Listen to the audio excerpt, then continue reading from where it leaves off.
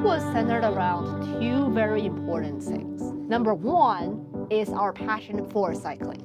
And the second is we didn't want to feel like we're camping all the time.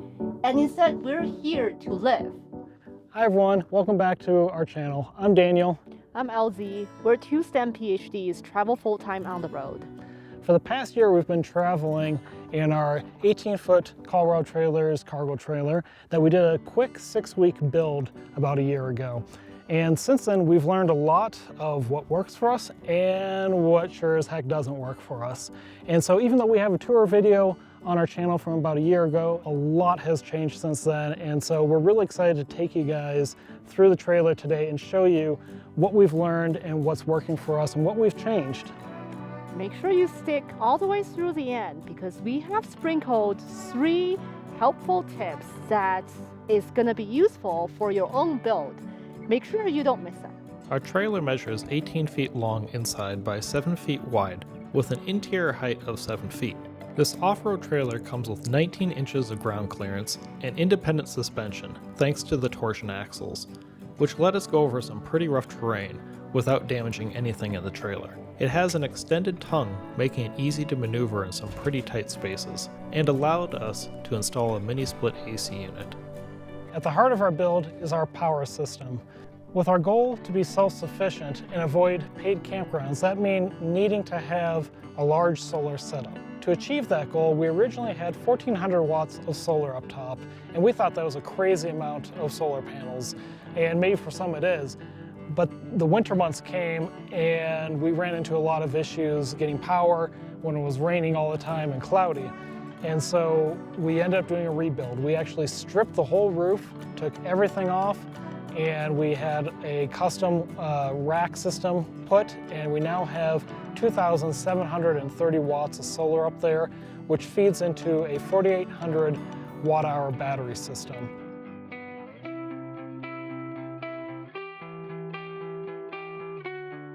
For me personally, what got me interested in tiny living was growing up in a fairly large house when I was young and seeing how much of our time as a family was consumed just maintaining and upkeeping that large of a house.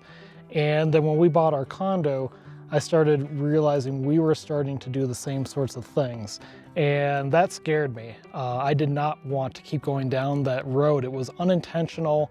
It's like you just kind of fell into it, and I didn't want to just fall into my life. I wanted my life to be with purpose and intention. This lifestyle gives us a different backyard to look at every time we wanted to.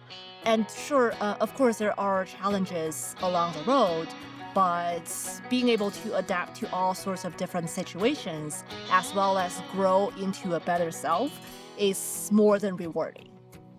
Yeah, and having done a camper van build previously out of a small Ford Transit Connect, we knew that in order to live this lifestyle full time, we needed something bigger than that. We needed something where we could actually feel like we were living and not camping. So we nearly bought a small RV, and we were talking about, oh, we need to rip this couch out and put a desk in over here and put the bikes over there. And it just was a lot of changes we were going to make it work for what we wanted to do. And then we came across this off-road cargo trailer from Colorado Trailers, and we knew instantly that this is what we needed. This was going to work. We could mold it to whatever we wanted. And we canceled that RV order and called Colorado Trailers up right away.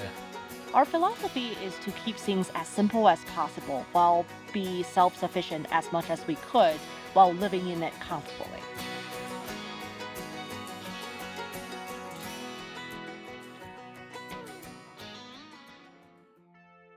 Our build was centered around two very important things.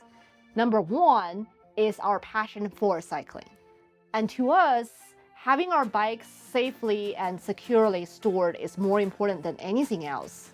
And the second consideration is we didn't want to feel like we're camping all the time. And instead, we're here to live. And that means to us, we wanted to keep our design as close to residential as possible for things like how we sleep, how we shower, how we cook, and as such. our bedroom area is the most cozy and comfortable part of the entire trailer. And that was by design. We really wanted good sleep, so this is a full-size residential queen-size bed by Purple. And we also use this as a couch. So we oftentimes will sit up here and we'll read. I'll sit at the very ledge and have coffee in the morning. And also having the bed up super high like this allowed us storage area for both of our bikes and our 100-gallon water tank. It also gave us room for a pull-out storage area that used to be our old pantry, which now houses some of my camera gear and some of the tools that we use to do the whole build. One of the highlights of our trailer is this custom-made adjustable work desk that we can adjust it for either standing or sitting position. And this is how we get our work done while we travel full-time on the road. And speaking of work, we're able to use Starlink internet to keep us connected and use a Wi-Fi security camera system to keep us secure. It notifies us when someone approaches the trailer before we even hear them. When we first got on the road, the trailer really was not set up for us to be living in full-time. Go back and watch our first tour, you'll understand what I mean. This time around in our rebuild, it was really important for us to make the trailer feel like home. So we added a lot of our decor from our previous life out in Boston together, and it helps us remember the good memories and the good moments on some of those more challenging days. But what really wasn't a challenge for us was deciding to purchase this trailer through Colorado Trailers, who is also the sponsor of today's video. I don't know about you, but when I think of an outdoor adventure, it never involves a paved road. So get a trailer that is designed to go where your adventure is located. Colorado Trailers, your one-stop destination for off-road cargo trailers, built for finding solitude in the most capable manner possible. With top-notch build quality, torsion axles, and 19 inches of ground clearance, these trailers are built to handle the roughest terrain, so you can focus on the fun.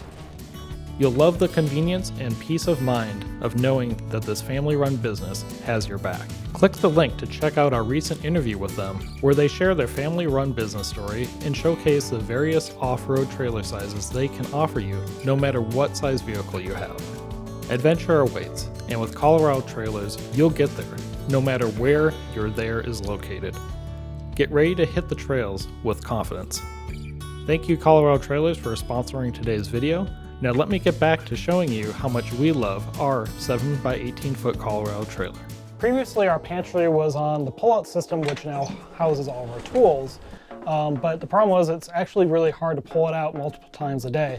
So we rebuilt what used to be all of our electronics here and moved them to the back corner and underneath and put 3 big shelves for our pantry that are very deep.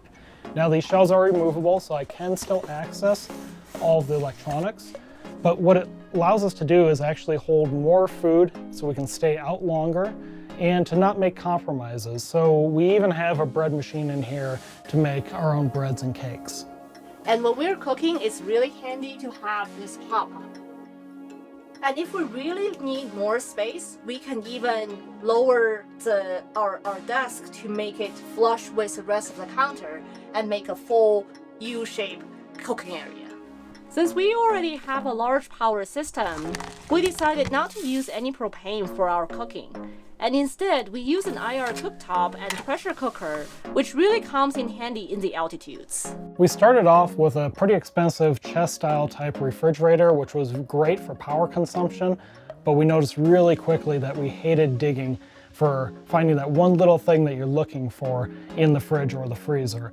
And so in our rebuild, we designed it to be able to accommodate a 10 cubic foot standard residential fridge freezer.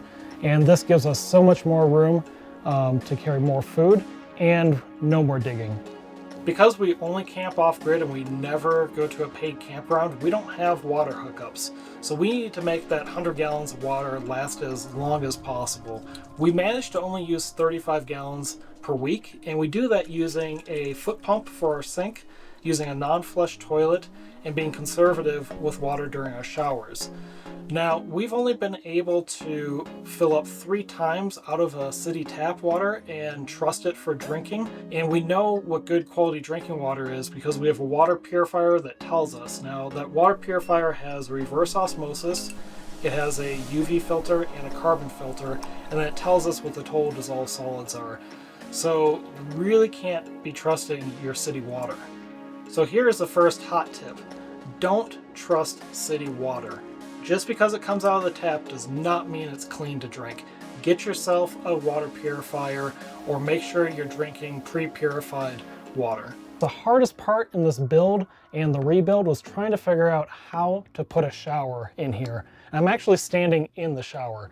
We decided to use a metal stock tank and some Flex Seal to make the shower pan. And then we have it pull out from underneath the fridge. And then we have a drainage port that we can open up that used to be for our Starlink cable.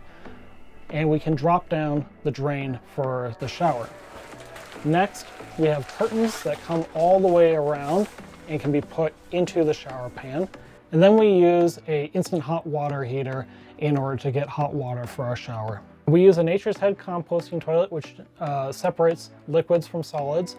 But one thing that we've learned not to use is not to use the Coca Core. One, it's super expensive, and two, I don't think it really does a very good job for composting. We actually end up using horse bed pellets. It's much cheaper and it works a lot better. The final design affecting the inside of the trailer was to build insulated wall between the interior of the trailer and the rear ramp door. That left us with 12 inches of extra space back here for our outdoor gear storage, and also gave us a workshop area for our bike maintenance. Additionally, we ended up installing a diesel heater, and this is great because it gets it out of the living space, but also easily accessible so that we can fill the tank. Living in this trailer has been an incredible experience for us over the past year. It's not just about the places that we get to go, it's about the simplicity that we've achieved and the memories that we've been able to have during that period of time. It also allowed us to meet so many interesting people on the road that we would otherwise never have met. Okay, so let's talk about build budgets. Now, this is a very controversial topic. You're gonna find all sorts of different opinions out there, but basically, the build budget is all relative. If you have $1 million to spend and you purchase a $200,000 rig, that might seem cheap to you, and to other people very expensive.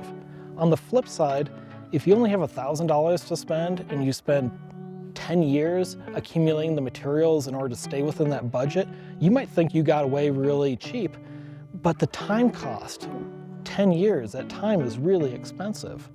And so it's all relative. Your build budget is relative to what your time constraints are and what your financial constraints are.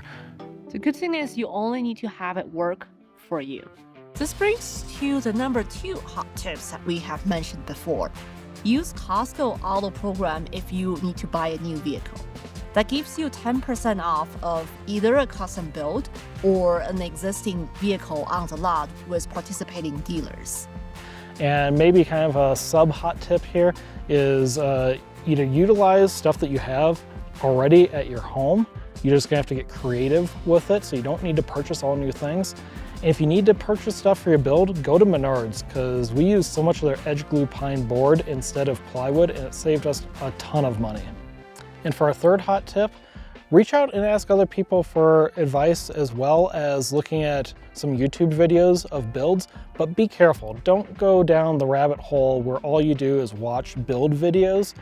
At some point, you just need to go start your own build. It can be really daunting at first to start something from scratch, but I promise you, once you put the first hole into your rig, you're ready to put the second hole. So just get started. That wraps up our version 2.0 tour of our trailer build. Thank you so much for being with us here today. And if you enjoyed this type of content and want to see more of our adventures, don't forget to subscribe and consider giving us a tip thanks. I can't wait to take you on our next adventure. We're actually going international next week. Until then, stay curious and keep exploring.